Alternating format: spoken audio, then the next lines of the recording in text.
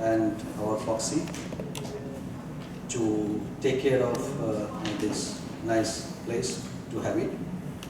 So may I have the privilege to welcome Dr. Shanta Kumari, please, on stage.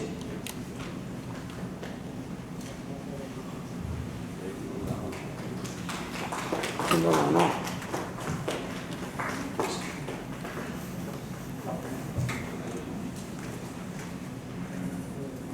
Yeah, please take the chair. Thank you so much.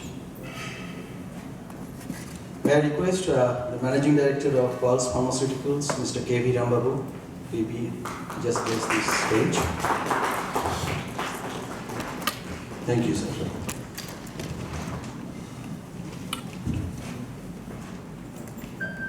So my name is Samar Ghosh.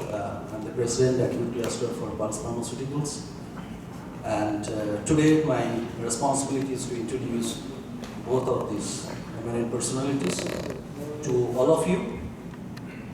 Professor S. Shantakumari is MD DNB FICOG FRCP Ireland and FICOG UK. Her present designation is President FOGSI 21. She is a Senior Consultant Ops and Gyne and Laparoscopic Surgeon Hospital, Yashoda Hospital. She has immense credentials, including services in FOGSI, including Chairperson, FOGSI ICOG 2018, Secretary ICOG 2015-17. Yeah. And member FIGO Working Group on VAW 2015-21. She has achieved many accolades, national and international, and successfully organized so many conferences in India to take different national interest levels of health protocols way ahead.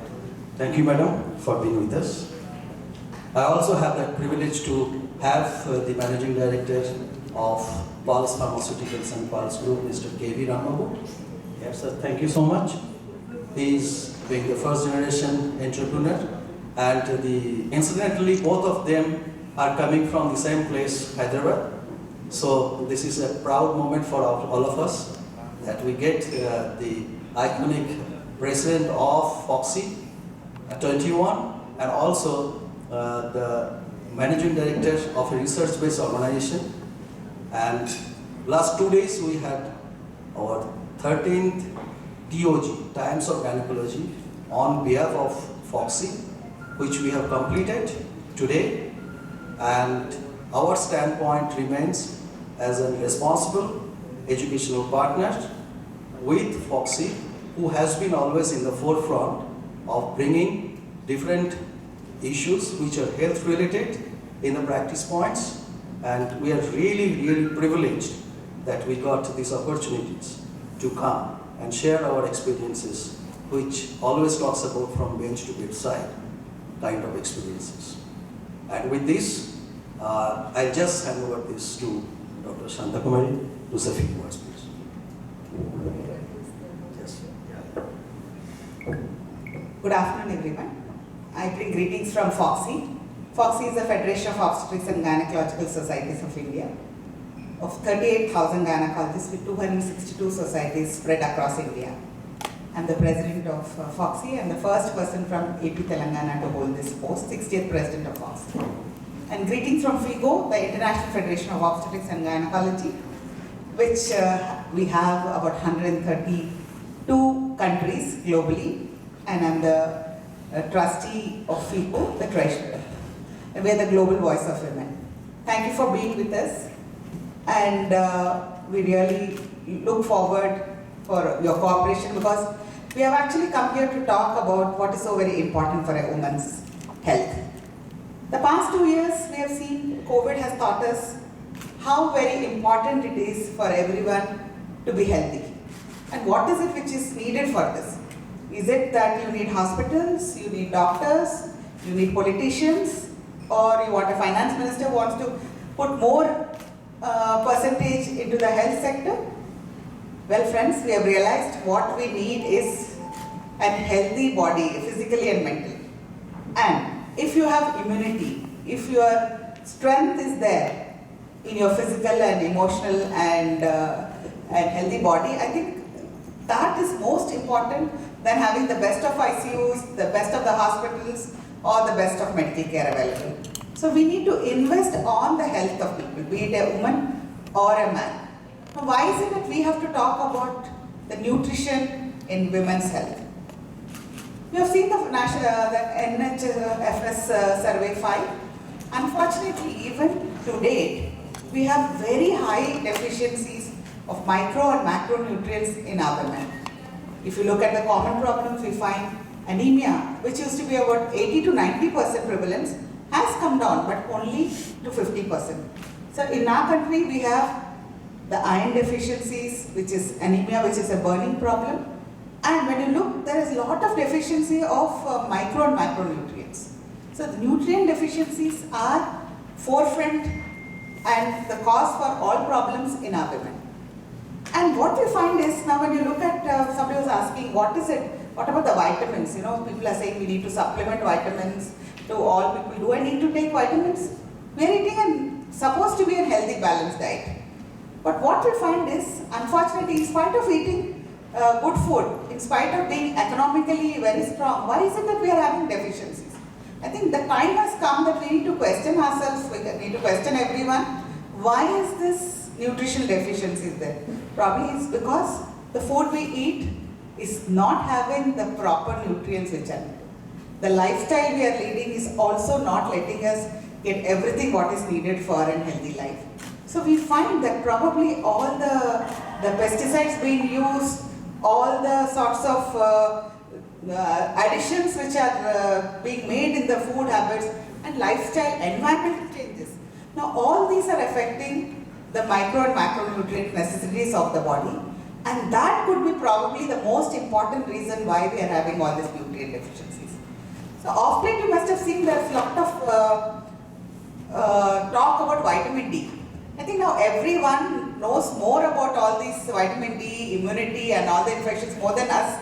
You all will know because the past 2 years, COVID has taught the Google auntie and uncle and all the media, press, everyone has made everyone a dietitian or a physician. So in our country, actually when we were students, vitamin D is something, you know, we never thought that we will be talking about vitamin D deficiency in our country, because we know vitamin D is something we synthesize, and we know the sunlight, our weather, the tropical climate is the one which makes us have potentially plenty of vitamin D. So the concept of having a vitamin D deficiency never occurred to us about 30 years back, 25 years back, because we thought we Indians are very lucky because of our climate, our lifestyle and all. But what has happened over the years? Everything has changed, no? We have changed from being what we were to being aping the other people. Now people are talking, you know, they're my other colleagues from across the side, like from the Western world. We had the environmental conflict, and they said, these developing countries are attributing a lot to the environmental waste. I said, sorry, when I was a child, we used to take a cotton bag with our ayah to the market to buy vegetables. What happened? Then slowly in the 70s and now we used to see our people who are there, half of our Hyderabad and AP Telangana people are in some part of the world. So they used to bring all those plastic bags and very fancy bags. My aunt was in Singapore, they used to get those plastic bags very, very attractive, and we thought that is very stylish. And we adapted all that, and we ended up losing our identity. The same way as the food habits. We have stopped cooking in our iron vessels, cooking our traditional ways, doing physical exercises. We used to have some simple techniques. Everybody used to tell, you know, religious aspects or something. Do Surya Namaskar or morning yoga in the sunlight, that morning time and all. So all those habits changed because we thought we are not doing the right things and those people are doing the right things, and we adapted to those. So in the bargain, suddenly in the last decade we realized that we have become very deficient in vitamin D. And then a lot of people started doing research and all. You know, when this topic came up about a decade back, when we started talking about vitamin D, in one of our conferences in Hyderabad, we did a general vitamin D levels in our gynecologists. We found 90% of our own gynecologists were deficient in vitamin D. Now why is it? Gynecologist doctors are okay, economically, socially quite well placed. So we wouldn't think that we will be deficient in something. But that's the lifestyle, not only of a morning. What happens? You get up, you do everything and you run, we go into the OP. We are inside the OP or OT and all that, and when are you coming out? After the sun sets. Where is the time for anyone to actually go out or do anything to see that we actually make the vitamins or do physical exercise and all? Same so is for the public also.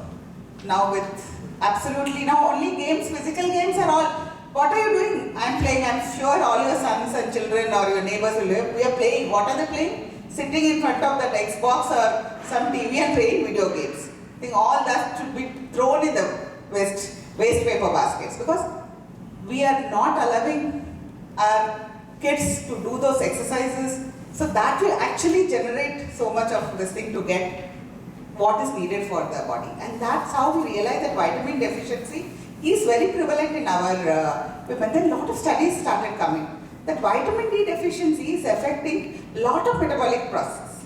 So when we started now seeing, we are seeing a lot of diabetes. Hyderabad is the diabetic capital of India. I'm very proud of being an Hyderabadi. I'm very proud of being a Telugu person. But unfortunately our biryanis, our lifestyle has attributed to a high incidence of diabetes.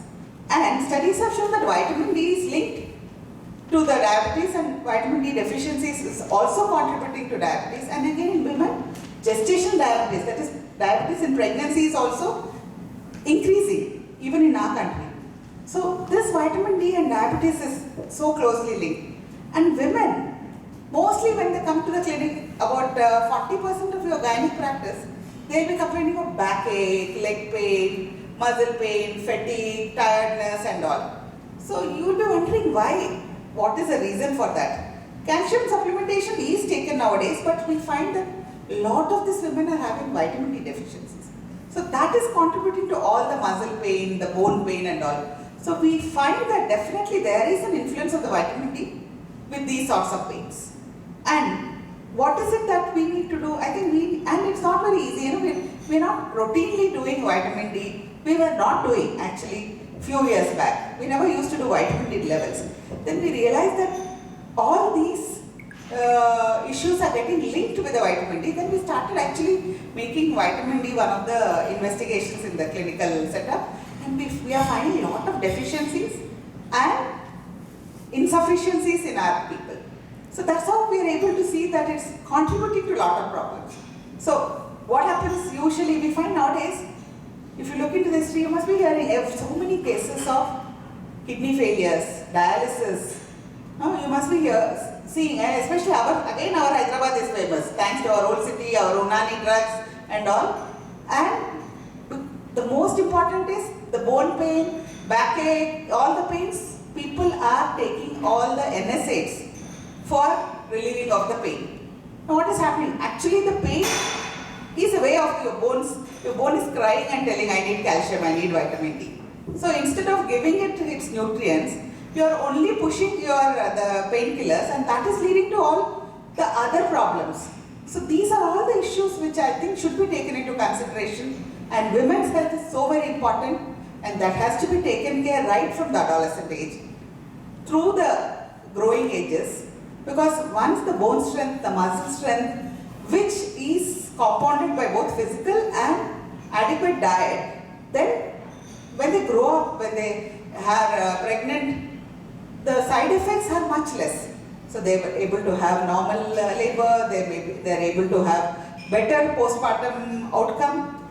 So I think all these factors are so very important, and the same women, when they grow older and the menopausal age groups, the osteoporosis, fractures, all that incidence also can be reduced if we take care of the diet and see the proper supplementation of vitamin D, and everything is there so that they will be able to be stronger and more healthier. So I think nutrient supplementation and education of the public about these things. So what you need to tell them, you have some problem, your answer is not taking a painkiller. You have to see what is it that is deficient, that needs to be supplemented, so that you have a holistic health and naturally that will lead to a more healthier outcome. And definitely we have seen last 2 years that vitamin D has been linked with immunity, and those with stronger immunity definitely have fared better even with a COVID. So let's hope that we take care of our women. Of course, I'm sorry, I can't say let's take care of our men because I care for women's health. So I want to take care of my women's health, and that is the, I think, best gift anyone can give to our women. Thank you. Yeah, thank you so much. So once you take care of the women, and obviously I think this other half is being taken care of. So with that, can I just request Mr. Ramabu to talk about a little bit about what is Pulse Pharmaceuticals' contribution and how do you envisage on this particular point for their benefit? Thanks. Yes, I think